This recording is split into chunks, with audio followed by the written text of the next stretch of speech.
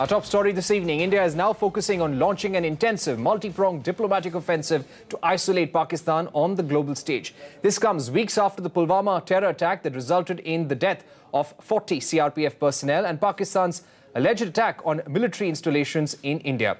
Highly placed sources tell cnbc TV18 that the government is now channelizing its efforts to ensure that Pakistan takes action, verifiable and credible action against terror groups in the coming days. Further, we learned from top government sources that all Indian ambassadors have been asked to share excerpts of dossier on Pulwama attacks with host governments. We are now joined by Sharat Sabharwal, who has been India's ambassador to Pakistan, and retired Air Marshal SBP Sinha as well. I'd like to go across to Ambassador Sabharwal first.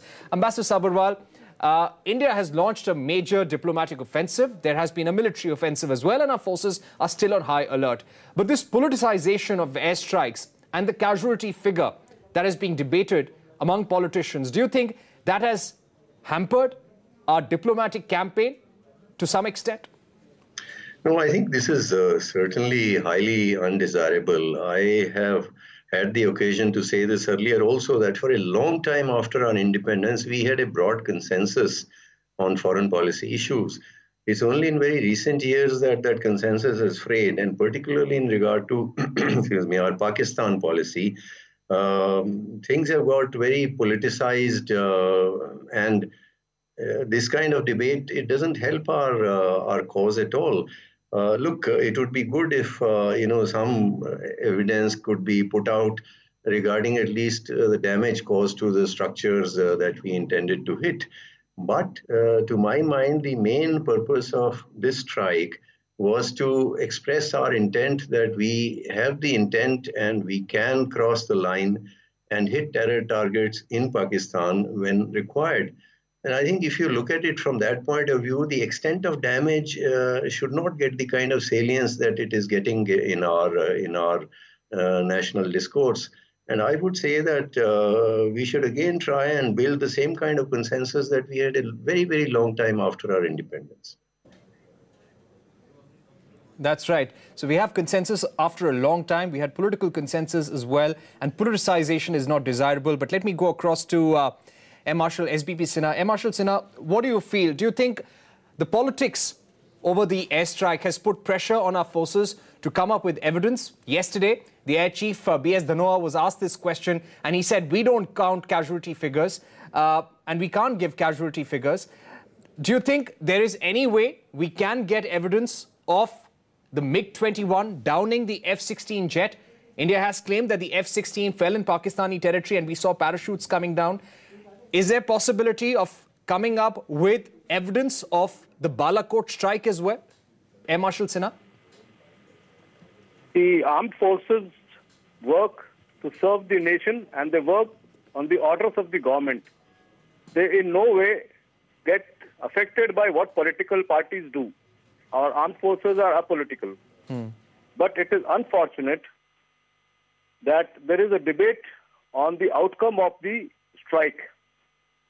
What is important is that all airstrikes are carried out deep inside enemy territory, except for the ones that are being done in support of the army, which are close to the border.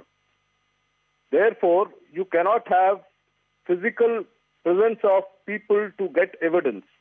And that is why you have a system called bomb damage assessment. It is an assessment.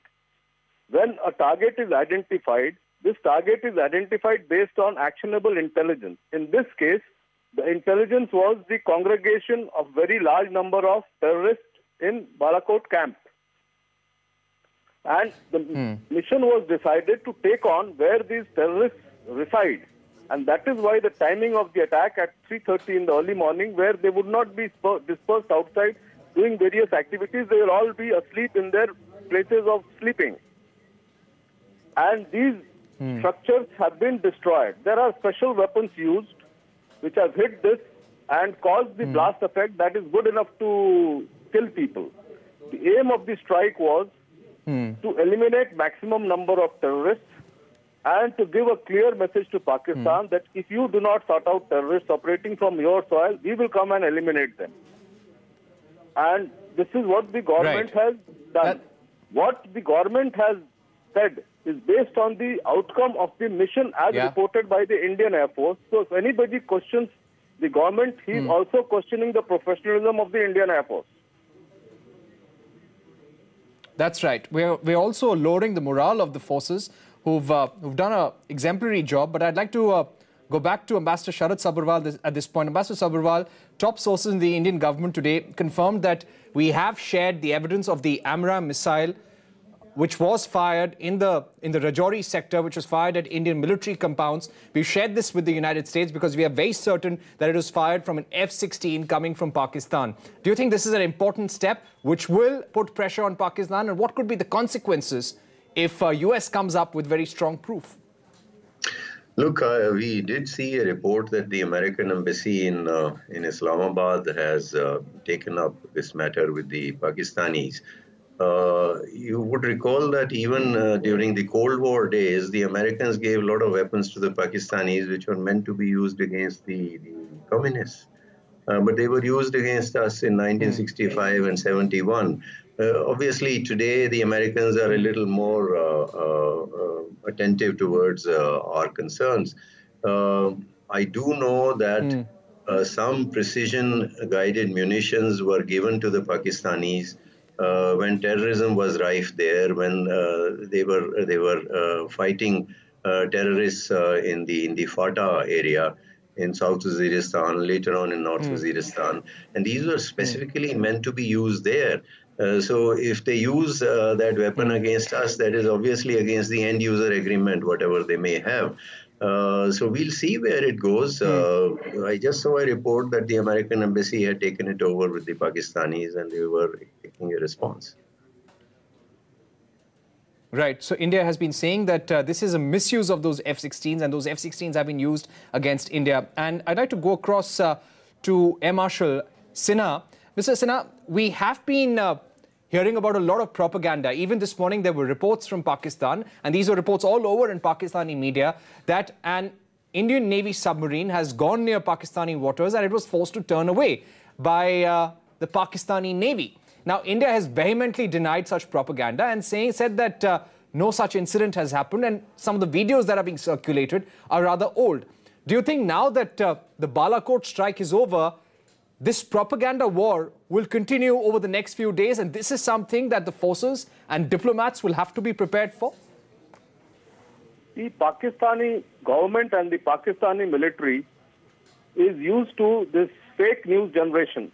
And they have a factory which generates fake news, not only now after Balakot. They have been doing it for decades. If you recall, all these years, they have been denying presence of terrorists on their soil. Osama bin Laden was found next to their military academy. So, Pakistan has always been doing this. There is nothing new. It's only that we have to educate our people not to get carried away by this spread of fake news. And we also need to have some means to counter the spread of fake news.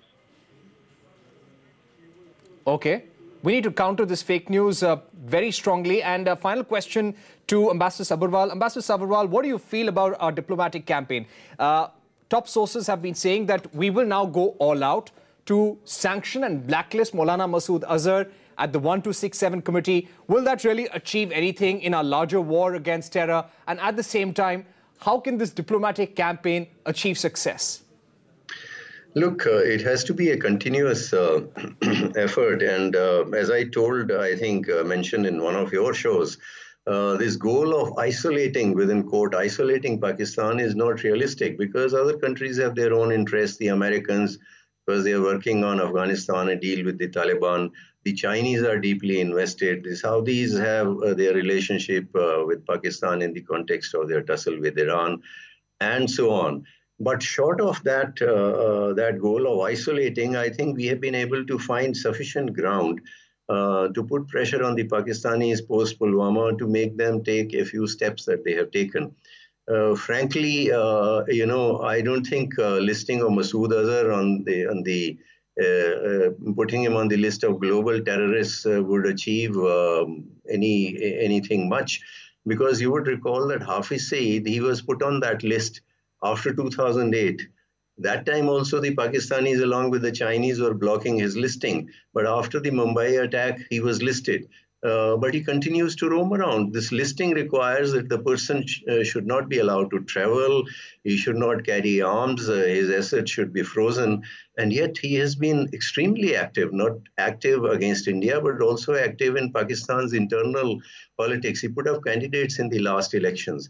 We have spent so much of effort in the past. If it happens now, it would be a good development, symbolically at least, but not in real terms. You would have seen that today Pakistanis have taken some more steps. They have placed 44 persons connected with various terror organizations, including the brother and son of Masood Azhar, under preventive detention. Now, this is a reading from the old script. This has been played to us time and time and time again, and I wouldn't expect much to come out of it.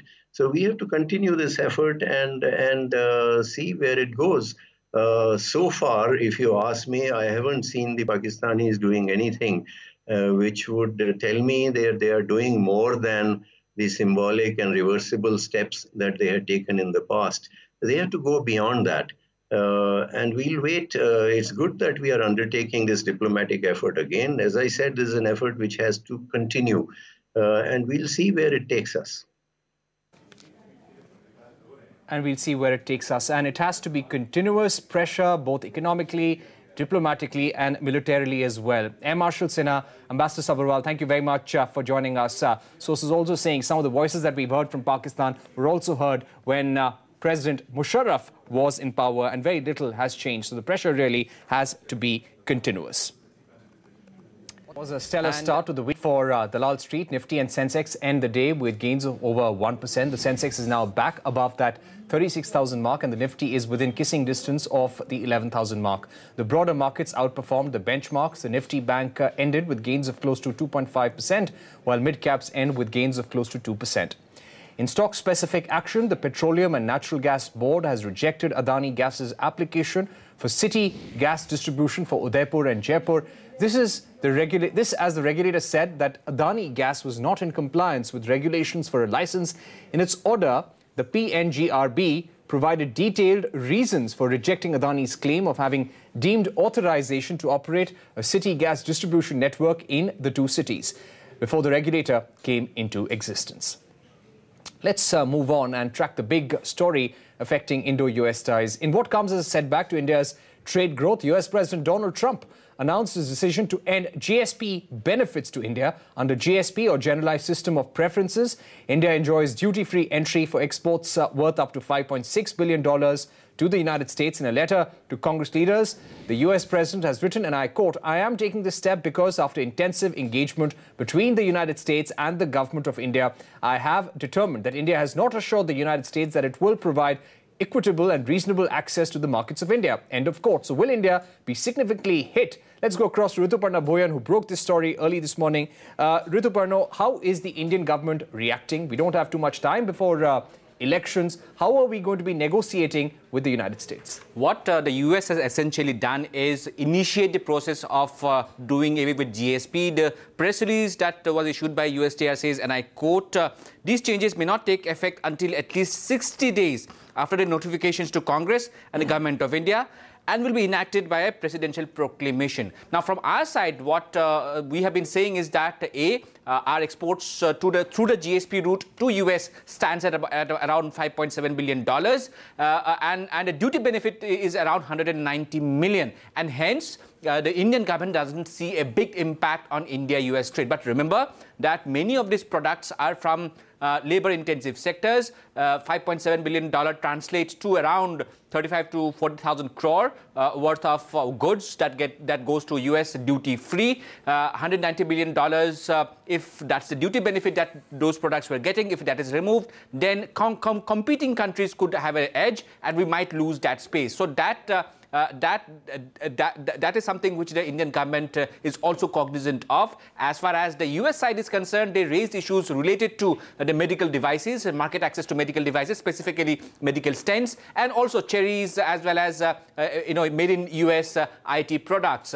Now, what happens from now on is that we'll have to watch out for for the products, 29 products on which India intends to, impose retaliatory tariffs. So far, we have been postponing the date of imposing tariffs, but it now remains to be seen if India goes ahead and imposes retaliatory tariffs on those 29 US products. With that, it's back to you. All right. Thank you very much, Rituparno, for joining us with that perspective. Though several experts say India would be ill-advised to go ahead with those retaliatory tariffs at this juncture, we should continue negotiating with the United States and tell them about facts on how India has been trying to bridge the trade deficit as well.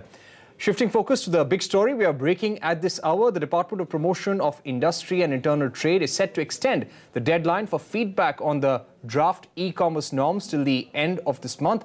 Mugdha Warrier joins us now. Mugdha, tell us, what is the thinking in the government at this stage? Yes, the government has agreed to give the e-commerce industry an extension to give their feedback on the draft e-commerce policy. Because remember, they have given them only a two-week period from when the policy was put up for consultation on February 23rd. And the original deadline was 9th March, but the industry had unanimously made a request to the government to give them at least 2 more weeks and a full month since the policy was put up, because it's a 40-page document and a very extensive policy covering several important issues. And so today, our sources are telling us that DPIIT members met several industry players today and assured them that they will give them an extension. And even our sources in DPIIT are saying that the government is considering their request very favorably. So they will have time till the end of the month to give their feedback. And sources are telling us that at the meeting, several concerns about the policy were also raised. Remember, there are some very significant points around data sharing, on data localization, on giving government access to source code and algorithms and so on, which will have a big impact on the e-commerce industry. And these points were raised and put forth to the government by the industry today. All right, Mugdha Warrier reporting why the feedback deadline for the e-commerce policy has been delayed by the government. Thanks, Mugdha, for joining us with that update. Let's move on. We learned from government officials that the National Housing Bank has proposed to hike the capital adequacy ratio and reduce borrowing limits for housing finance companies over the next 3 years. The NHB has called for industry's response by 31st of March. Sapna Das joins us with more details. Sapna, take it away. Well, clearly the National Housing Bank, which is also the regulator for the housing finance companies, is trying to put into place a new regulatory environment. Couple of measures the NHB has already taken in the month of Jan, and this is another one. And probably some more changes are very much on the anvil as far as the HFCs are concerned. Having said that, this is a consultation that they have invited from the industry right now. Industry has time till March 31 to come back to the regulator. And by 31st March or 1st April, we will have a sense as to what are the final norms which have come into place for the HFCs. But clearly cracking the whip in terms of the capital adequacy ratio, suggesting to HFCs to raise this by 15% levels by 2022. So in a graded manner, 1% every year, so that there is no stress on the mid-size and the smaller size HFCs. But clearly the call is in that direction. The second, of course, and they have balanced this out, by asking the HFCs to look into the fact whether the overall borrowings should be capped at a lower level. So right now they're allowed to, do borrowings up to 16 times of their net own fund. This should come down to 12% by 2022 is what NHB has suggested. Last but not the least, they're also asking NHBs to not to take public deposits in quantum, in the sense not more than 3 times their net own fund. So overall, the call is completely on the regulatory environment. The regulator clearly is trying to build in some, safety parameters so that the sector gets cleaned up completely and the level of stress is not that high, or probably even the red flags are there in place so that the level of stress is not that high in the times to come. All right. Thank you very much, Sapna, for joining us with that perspective. Let's move on with the 2016 amendment to the IBC arming home buyers as financial creditors. Builders are up in arms before the Supreme Court. Over 20 builders have filed pleas challenging the status of financial creditors given to home buyers. The petitioners include Pioneer Urban Land and Infra, Ansal Homes, Future World Green Homes, Today Homes and Paraswanath developers as well. Builders have argued that the IBC allows home buyers the same status as banks. They have said that the money paid by the buyers is not in the nature of secured loans. Builders have also argued that home buyers are seeking parallel relief under RERA as well as IBC. Supreme Court has issued notice to the central government on all the pleas filed by the builders. The Apex Court will now decide on the constitutionality of provisions of the IBC empowering the home buyers. To a CNBC TV 18 special now, Infosys co-founder N.R. Murthy believes that problems like angel tax exist because there is confusion in implementing government policies and rules at the grassroots level. Speaking to CNBC TV 18's managing editor Shireen Bhan in a fireside chat, Murthy said that he has found that while politicians and bureaucrats have the best intentions when formulating policy, these sometimes get misinterpreted during implementation. Listen in. My own discussions with senior level bureaucrats and politicians tell me that they're all very sympathetic. The problem is really not at that level. They are well-intentioned. They want India to become stronger and stronger.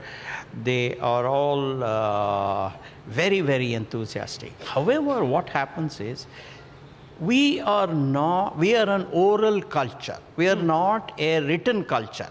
We don't believe in writing our rules and regulations in a way that there are no doubt, that there are no possibilities of misinterpretation.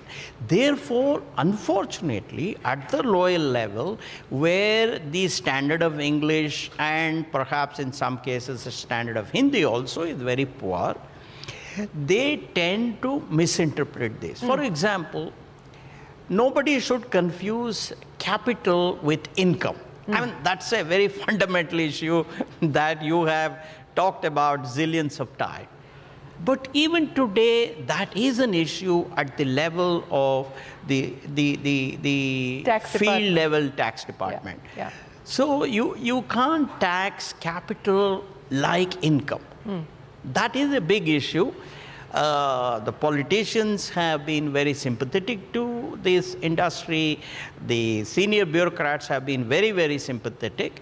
However, we have to communicate the intention of the politicians and the senior bureaucrats in an unambiguous manner to the lowest level. With that, it's a wrap on this edition of What's Hot. Thank you for watching. Up next, Nifty and Sensex end the day with gains of over 1%. The Sensex is now back above the 36,000 mark and the Nifty is within kissing distance of the 11,000 mark. Markets today talk back. We'll take all the action forward.